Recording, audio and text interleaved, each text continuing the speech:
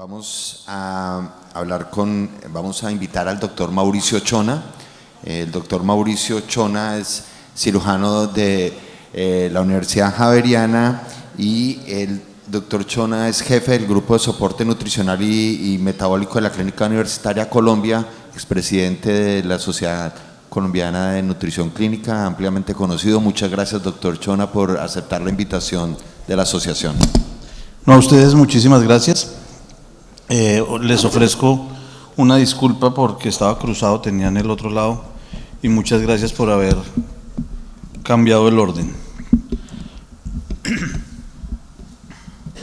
Listo, gracias. Bueno, vamos a hablar un poquitico de optimización de los pacientes,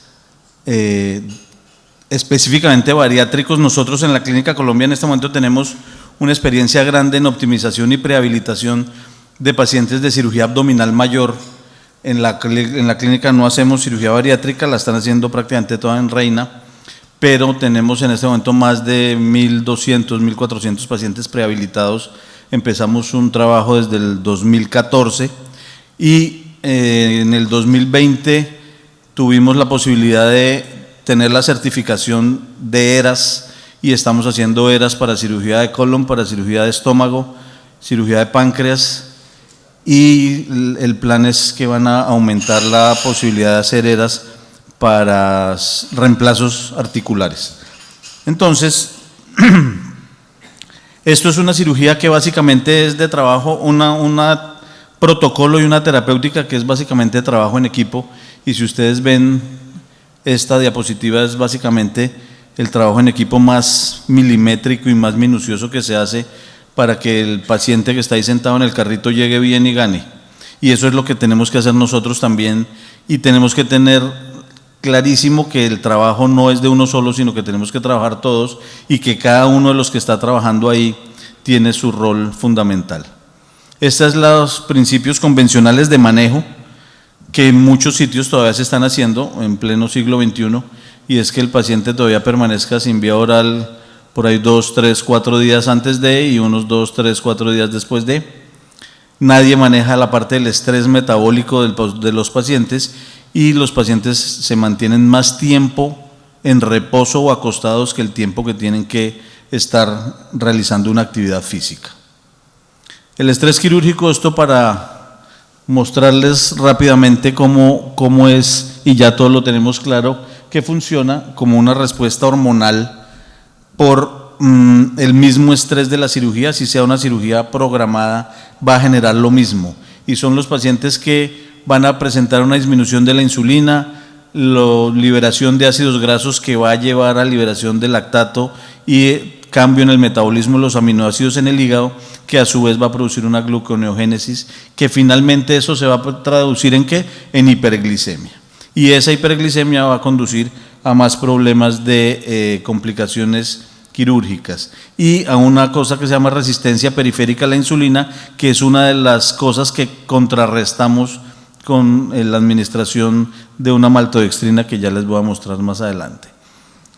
El ERAS clásico que todos conocemos, que divide el proceso quirúrgico en pre, intra y postoperatorio con unas estrategias básicas que lo que buscan ellos es tratar de disminuir en el pre el ayuno, la utilización de premedicación, no encharcar a los pacientes. El paciente debe tener clarísimo, y eso es uno de los puntos en que más énfasis hacemos, debe tener clarísimo qué se le va a hacer y cómo se le va a hacer y cuál es el proceso suyo de recuperación. En el intraoperatorio básicamente tenemos que tener una interacción de la mano con anestesia. Si los anestesiólogos no participan de esto, el protocolo no tiene ninguna posibilidad de sobrevivir. Sí o sí los anestesiólogos tienen que estar, y estar además pensando en lo mismo que estamos pensando nosotros. Entonces van a ver más adelante, les voy a mostrar, los tiempos de ayuno se reducen a 2 horas, o sea que si el anestesiólogo considera que 2 horas es muy poquito tiempo y cancela la cirugía, ahí ya vamos mal. No utilizar opioides, tratar de utilizar anestésicos y analgésicos, anestésicos de corta duración. La relajación de los pacientes también tiene que ser guiada por metas, entonces el anestesiólogo es indispensable en este proceso. Y en el postoperatorio los pacientes inician vía oral en las primeras 6 horas, puede que no sea esa vía oral con fines nutricionales, sino básicamente fines de bienestar, pero puede empezar su vía oral, tratar de no utilizar drenes en la medida de lo posible y levantarse temprano. Nuestros pacientes, una de las recomendaciones que se le da es que además de llevar las chanclas, tienen que llevar tenis. Y a las 4 horas el paciente está levantado y a las 6 horas el paciente está haciendo actividad física, independientemente de la cirugía que se le haga desde el punto de vista abdominal, inclusive en los pacientes que prehabilitamos de reconstrucciones de pared abdominal. Esta es una diapositiva clásica del doctor Paul Wismeyer, donde habla de las complicaciones que se derivan de no dar un adecuado manejo nutricional a los pacientes quirúrgicos, y ustedes ven ahí que se aumenta progresivamente la posibilidad de complicaciones, aumenta la comorbilidad, aumenta la mortalidad, importante además que puede que no genere ingresos como tal, pero disminuye los gastos.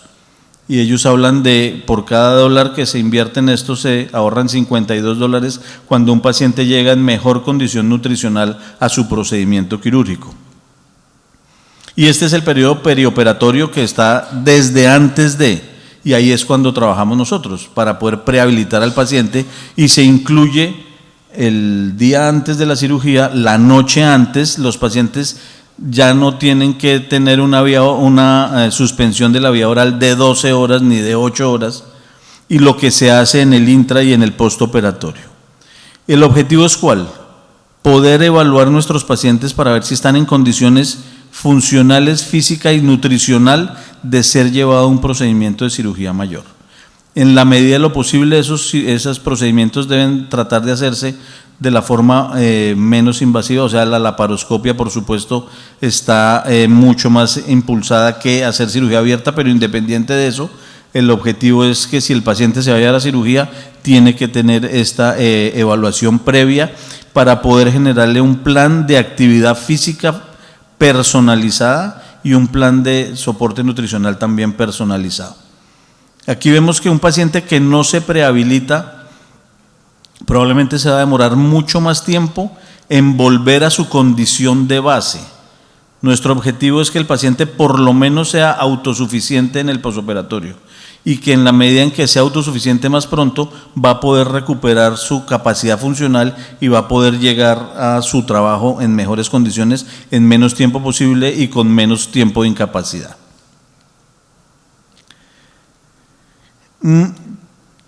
Después de esta reunión que se hizo, patrocinada básicamente por la Sociedad Americana de Nutrición Enteral y Parenteral, se llegó a 3 conclusiones de cosas que tenían que trabajarse directamente, y básicamente son suspender el cigarrillo y el alcohol por lo menos 4 semanas antes del procedimiento, tener un programa de ejercicio personalizado, o sea que eso implica que nosotros debemos tener una persona que sepa de eso, y es usualmente una fisioterapeuta que tiene que estar trabajando en el grupo, porque nosotros de eso no sabemos, y nosotros le decimos a los pacientes, no, vaya y haga ejercicio, y los pacientes le dicen a uno, sí, yo le doy un montón de vueltas a la manzana o salgo y troto un ratico, y los ejercicios aeróbicos para esto no sirven. Sirven los ejercicios de fuerza y de resistencia para ganar músculo, que es en lo que estamos centrados ahora. Cambiar la composición corporal de los pacientes para mejorar el músculo y perder grasa y poder tener una mejor recuperación. Entonces, ¿por qué todavía siguen nuestros pacientes ayunando? Si ustedes ven los efectos deletéreos que tiene el ayuno, está eso: disminución o movilización del glucógeno que tiene en el hígado, y ese después produce movilización del glucógeno a nivel muscular, y eso hace que se afecte todo el sistema inmunológico por disminución de la activación del sistema mononuclear, y después de eso aumenta la producción de endotoxinas y lo que se conoce como traslocación bacteriana, que es que se fragmenta la barrera intestinal y eso favorece las infecciones. Muchas veces nosotros vemos el paciente sale perfecto de la cirugía y por ahí a los 2 o 3 días tiene unas colecciones abdominales que no tenemos razón de por qué. Esa es una de las razones. Se cambia la microbiota por ayuno injustificado. Y esto es lo que está aprobado en este momento por la gran mayoría de las asociaciones de anestesia, porque el argumento de anestesia es el riesgo de broncoaspiración del paciente. Y si ustedes ven, la gran mayoría son 2 horas para líquidos, 2 horas de ayuno para líquidos. De hecho, 2 horas o 2 horas y media antes nosotros les administramos una maltodextrina que el paciente se toma incluso estando hospitalizado, o cuando la cirugía, el paciente viene desde su casa, se la toma en el camino para la clínica. Entonces, si ustedes ven ahí, para sólidos es de 6 horas, y para comidas muy abundantes, por supuesto que un paciente que se va a ir a llevar a una gastrectomía, en lo que menos está pensando es que la noche anterior se va a comer una bandeja paisa, entonces ahí no tenemos tanto problema. Pero el problema es cuando el paciente ayuna desde la noche anterior, por alguna razón se cancela o se aplaza la cirugía y dura 24 horas en ayuno y al otro día lo operamos. Eso sí es grave. Y este artículo justifica y muestra por qué utilizamos la maltodextrina. La maltodextrina es un carbohidrato que se absorbe diferente a los carbohidratos simples, lo que va a generar que disminuya la resistencia periférica después de la cirugía, la resistencia periférica a la insulina después de la cirugía. El paciente no va a sentir esa sensación de moridera que sienten los pacientes en recuperación, no va a tener frío ni escalofrío, va a mejorar mucho más su respuesta al dolor, lo va a modular más, y se administra básicamente esta maltodextrina la noche anterior, 100 gramos de maltodextrina, y 2 horas antes 50 gramos de maltodextrina.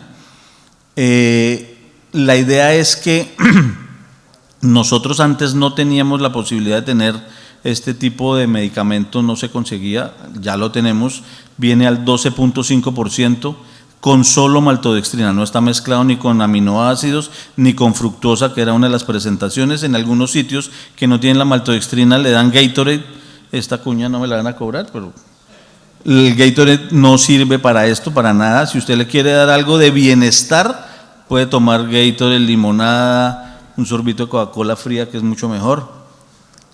Pero maltodextrina es lo que le va a producir esto. Entonces, es importante trabajar ese punto de la maltodextrina, que es uno de los pilares del manejo de la prehabilitación. En cuanto a la hemoglobina glicosilada, tiene que estar por debajo de 6.5 en pacientes diabéticos. En pacientes no diabéticos se puede manejar por debajo de 6. Y si tenemos una hemoglobina glicosilada alta, toca evaluar riesgo-beneficio de aplazar un poco la cirugía para tener un mejor control de la hemoglobina de estos pacientes. Los parches de nicotina, que más adelante les voy a mostrar, lo que se ha demostrado con el consumo de alcohol es que la mortalidad aumenta, el riesgo de sangrado es mucho mayor y también aumentan las complicaciones cardiopulmonares. En cuanto al alcohol y el cigarrillo, esto nace de que en Estados Unidos las compañías de seguros empezaron a dejar de pagar las pólizas de los pacientes que se complicaban después de cirugía si comprobaban que el mes anterior habían fumado o habían tomado trago. Y al principio pues no pasaba nada, pero cuando las compañías de seguros, además de no pagarle la póliza a la institución, no empezaron a pagar los honorarios del cirujano, entonces ahí ya la cosa cambió. Y entonces se hace mucho énfasis en esto. El problema con el cigarrillo no es solamente desde el punto de vista pulmonar, sino que el cigarrillo también cambia la producción. El colágeno que produce el fumador es de muy mala calidad y el riesgo de hernias posoperatorias aumenta casi en un 50%. Y lo que está más de moda ahora, que es la sarcopenia, la gran mayoría de los pacientes obesos son obesos sarcopénicos. Nosotros tenemos la posibilidad en la evaluación que hacemos, en la consulta que hacemos, de medir composición corporal por bioimpedancia. Y ahí sabemos entonces cuánto tiene de masa magra, cuánto tiene de agua y cuánto tiene de grasa, y podemos direccionar el trabajo para esto. Y esto es lo que se ve en los pacientes obesos, básicamente, que todo está mediado. El paciente obeso per se es un paciente inflamado. Entonces lo que tenemos es que trabajar esta parte de la inflamación. Y si ustedes ven aquí, casi todo viene sumando la parte de la obesidad sarcopénica con la inflamación, una ingesta subóptima de proteína, y aparte de eso, la parte de ácidos grasos saturados que todo nos va a llevar a una fragilidad metabólica que va a complicar más estos pacientes.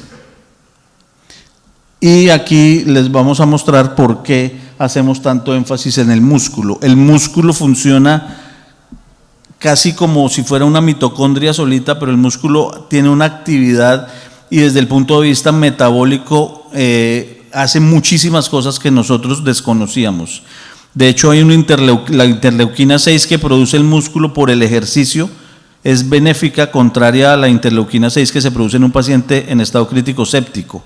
Y es un buen marcador cuando la persona hace ejercicio y hace deporte. Y el objetivo es ese, disminuir la producción de radicales libres de oxígeno, de citotoxinas y de hormonas contrarreguladoras cuando el paciente hace actividad física, y por eso nosotros en este momento estamos enfocados a que el paciente de cirugía mayor haga actividad física de manera temprana y venga con actividad física desde antes. El libro de Eras, pues que ya todos ustedes creo que conocen, y en aras del tiempo porque ya pitó. Entonces, esto es más o menos lo que les acabo de decir, énfasis en dieta hipocalórica 2 a 4 semanas antes en el preoperatorio, líquidos claros hasta 2 horas antes, la maltodextrina que tiene que ser al 12.5%, no utilizar benzodiazepinas en la premedicación, de hecho prácticamente ya no se premedican estos pacientes. Anestesia general, anestesia general con obvio intubación endotraqueal, utilizar el propofol desde la inducción.